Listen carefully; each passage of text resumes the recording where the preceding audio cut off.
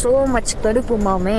காலையில் எழுந்து ரொம்ப ஆசையாக கிளம்பி வரேன். கிளம்பி வர சொல்ல ஃபர்ஸ்ட் டைம் வர, அதுவும் இந்த மாதிரி கிளப் மீட்டப் தான். இந்த மாதிரியெல்லாம் பைக்கு சம்பவம் பண்ண சொல்ல ஒரு பக்கம் காண்டாகவும் இருக்குது. இதுவும் ஒரு லெசன். ஏன்னா எந்த டைமில் என்ன ஆகும்னு சொல்ல முடியாதுல்ல. இந்த மாதிரிலாம் ட்ராவல்னு ஒன்று லாங் ரைட்லாம் போனோன்னா இந்த மாதிரி நிறையவே நடக்கும். அது எல்லாத்துக்குமே தயாராக இருக்கணும்.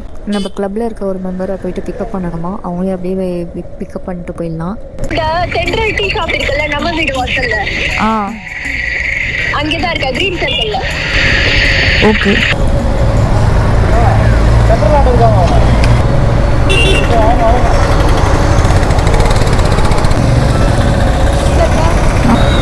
ஓகேவா?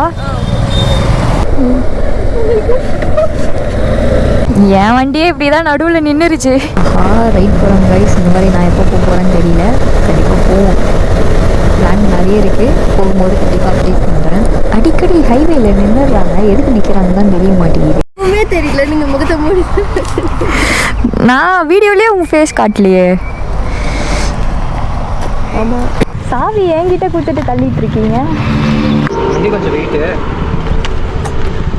பவர் அதிகம். RR310ஓட கொஞ்சம் 2 மடங்கு. ஐயோ, சரியா இருக்கே. ஃபர்ஸ்ட் டைம் வண்டியை ஸ்டார்ட் பண்ண போகிறேன். ஆஹா, சூப்பராக இருக்குங்க ஓட்டுறதுக்கு.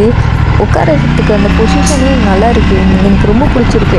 என்னோடய வண்டியை விட இது உட்கார்ற அந்த சீட்டிங் பொசிஷன் வந்து இந்த லெக்கு வைக்கிறதுக்கெலாம் நல்லா இருக்குது. ஒரு மாதிரி அது ஹைட்டாக இருக்கா, அதனால் எனக்கு கம்ஃபர்டபுளாக இன்னும் அதிகமாக ஃபீலாக இருக்கா மாதிரி இருக்குது. பட் லாங் ரைட்ஸுக்கு போகிறதுக்கு வந்து கண்டிப்பாக பேக் பெயின் அதிகமாக வரும்ன்ற மாதிரி ஓனர் சொல்கிறாங்க. பட் அது எப்படி இருக்கும்னு எனக்கு தெரியல. பார்க்கலாம். சும்மா லைட்டாக க்ளோஸ் பண்ணாலே செம்மையாக போகுதுங்க.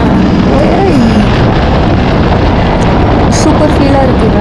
ஒரு மாதிரி ஜாலியாக இருக்குது. இந்த வண்டியில் லைட்டாக இருக்கனாவே போதும் போல இருக்குது. சர்வன போது நல்லாயிருக்கு. ஆக்சுவலி கிளப்பில் வந்து நிறைய பைக்ஸ் வந்து இருந்துச்சு. அதில் வந்து இந்த வண்டி எனக்கு கண்ணுக்கு ரொம்ப அட்ராக்டிவாக இருந்துச்சு. இன்னும் ஒரு சில வண்டி கூட அதில் இந்த வண்டி ஓட்டி பார்க்கறதுக்கு ஆசையாக இருந்துச்சு. நான் போய் பார்த்துட்டே இருந்தேன். ஏதோ வந்து வைல்டாக ஓட்டி பாருங்க அப்படின்னு சொல்லி கொடுத்தாரு. எனக்கு ஷாக் ஆகிடுச்சு.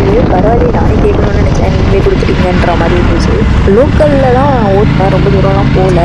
ஷார்ட் டிஸ்டன்ஸுக்கு ஒரு மாதிரி நல்லா இருக்க மாதிரி தான் ஃபீலாக இருக்குது. லாங் ரைட்ஸ் போனவங்களுக்கு தான் தெரியும் இந்த பைக் எவ்வளோ கம்ஃபர்டபுளாக இருக்குது. But actually it's good. ஆனால் சும்மா லைட்டாக முறுக்குனாலே டக்குன்னு 100 ஈஸியாக டச் ஆகிடுவீங்க.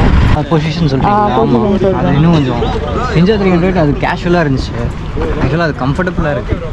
Ninja 300 இது வந்து ஃபுல்லி கமிட்டடு. எனக்கு இங்கே பேக் பெயின் வந்துருங்க. எனக்கு அதை விட இது ஹேண்டல் இது நல்லா இருக்கா மாதிரி. இது ஃபுல்லாக வைடாக இருக்குது. அதுவும் இல்லாமல் ஸ்போர்ட்டியான பொசிஷன். ஆமாம், அதனால உங்களுக்கு ஷார்ட் ரேஸ்க்கு இது ஓகே. பட் நீங்கள் லாங் எடுத்துகிட்டு போயிட்டீங்கன்னா செட்டே ஆகாது. நான் இப்போ ரீசெண்டாக மதுரைக்கு போயிட்டு வந்தேன். மூணு உடஞ்சிருச்சு. 450 கிலோமீட்டர்ஸ் ஸ்ட்ரைட் ரைடு. ஆனால் 5 hours போயிட்டேன். இது சும்மா லைட்டாக ஸ்க்ரூ பண்ணாலே 100 மேலே டக்குன்னு வந்துடுது. த்ராட்டில் ரெஸ்பான்ஸ் ரொம்ப அதிகம். ஆமாம். இது என்ன சிசி? 457. புரியல. 457. 457. டியூவல் சிலிண்டர் இது.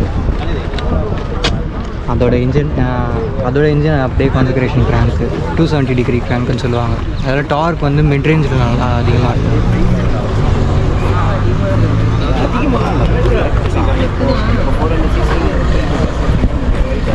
Thanks bro. பார்ப்போம். வீடியோ அனுப்புங்க. ரொம்ப சொல்லுங்கள்.